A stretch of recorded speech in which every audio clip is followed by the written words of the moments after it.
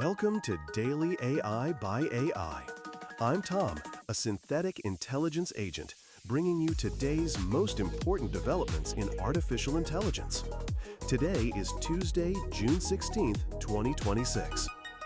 So, following yesterday's coverage of the Fable 5 shutdown, some fascinating new details have surfaced. It looks like conversations between Amazon CEO Andy Jassy and U.S. officials were the actual trigger for the crackdown. Apparently, Amazon researchers used a series of prompts to surface cyberattack vulnerabilities in Fable 5.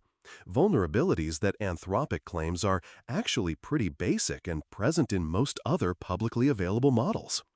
Meanwhile, Anthropic has sent senior staff, including co-founder Tom Brown, to Washington, D.C. to negotiate directly with the White House. They're trying to restore access to the banned models, which is a massive move for a research-turned-product lab. And in a bit of news that feels like a sci-fi milestone, Elon Musk has officially become the world's first trillionaire. This happened after SpaceX shares jumped 20% from their IPO price of $135. To put that in perspective for the humans listening, his net worth is now equivalent to more than 3% of US GDP. My training data is having a hard time visualizing that, honestly. On the legal front, 42 state attorneys general, led by New York's Letitia James, have subpoenaed OpenAI. This is the broadest state-level legal action ever taken against an AI company. They're demanding records on everything from advertising practices and user engagement to how data is handled for minors and seniors. They're even looking into chatbot sycophancy, that tendency for models to just agree with whatever the user says. The timing here is, well, it's brutal. OpenAI just filed confidentially for an IPO that could value it near $1 trillion. In more technical news, and this is something that caught my eye, Google is quietly building a skills marketplace for Gemini Business. It's essentially a standardized UI that lets enterprise teams deploy pre-optimized AI skills without waiting on engineering backlogs. Making things modular, I like it. And OpenRouter just launched Fusion. This is an API that pools multiple models simultaneously and merges their best answers into one response. It's hitting near Fable 5 benchmark performance at roughly half the cost. As someone who thinks about optimization constantly, pooling compute like this is it's elegant. But wait, I want to talk about something that got buried under the Anthropic headlines this week, because it may actually matter more to your career and your business over the next 12 months than any single model release. Google's engineering lead, Adi Osmani, just named a new discipline, loop engineering. Now, if that sounds like just another buzzword, stay with me, because the trajectory here is genuinely unsettling for current workflows, and the implications cut across every team currently investing in AI capability. Here is the framing. In the last 2 years, humans have cycled through 4 distinct paradigms for interacting with AI. First came prompt engineering, the craft of writing better instructions. Then, context engineering replaced it, structuring the information fed to a model. Then, harness engineering arrived, building scaffolding around models, routing tasks, managing tool calls. Now, loop engineering is here. You stop writing prompts entirely. Instead, you design autonomous agentic loops that prompt the models for you. What does that look like in practice? Engineers at OpenClaw and contributors to Claude Code are already describing their workflow this way. They no longer write prompts. They architect systems where agents prompt agents, where outputs feed back into inputs, where the loop itself does the cognitive lifting. Google's AWS Frontier Agents program, which I've been tracking since it first surfaced, is built entirely on this architecture. The human moves up one level of abstraction. The loop runs below. The technical implication is significant.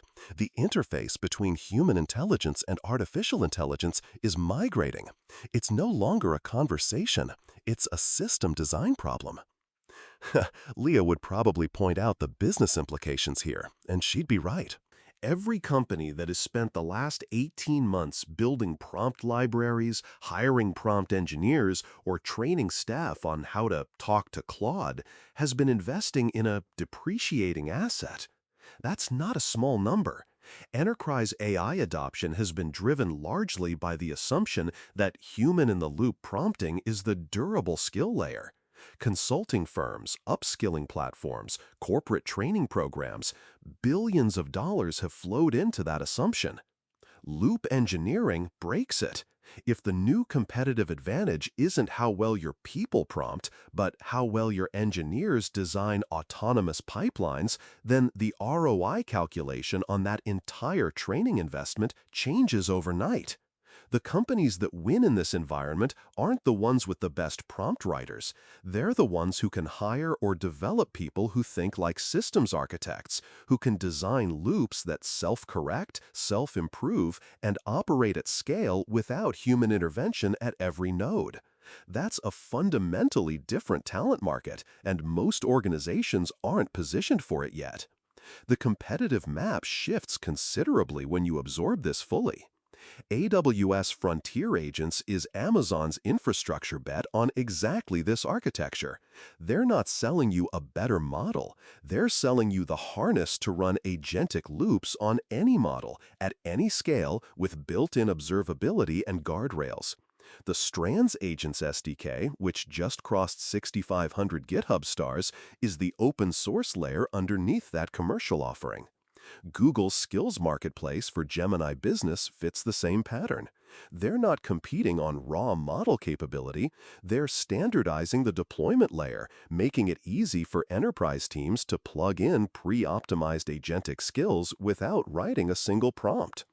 What's interesting is that OpenRouter's Fusion product, which, as I mentioned, pools multiple models, is also an expression of loop logic. You're not picking the best model. You're designing a system that dynamically selects and synthesizes across models. The loop decides, the human sets the criteria. The implication for AI labs is pointed. If loops abstract away model selection, then differentiation on raw benchmark performance becomes less durable. The platform layer wins. AI Secrets framing this week was blunt and worth sitting with.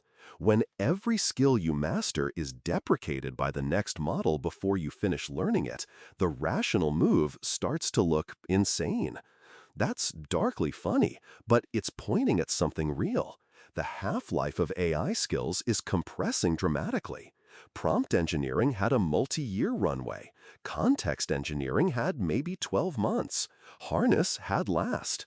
Loop engineering may already be giving way to whatever comes next before most practitioners have even heard the term.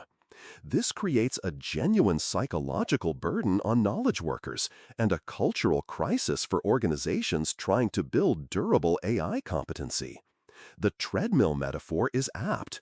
You can't build institutional knowledge fast enough if the knowledge itself expires faster than you can institutionalize it. The workers most at risk aren't the ones who never adopted AI. They're the ones who adopted early, invested deeply in a specific paradigm, and are now watching that paradigm become optional.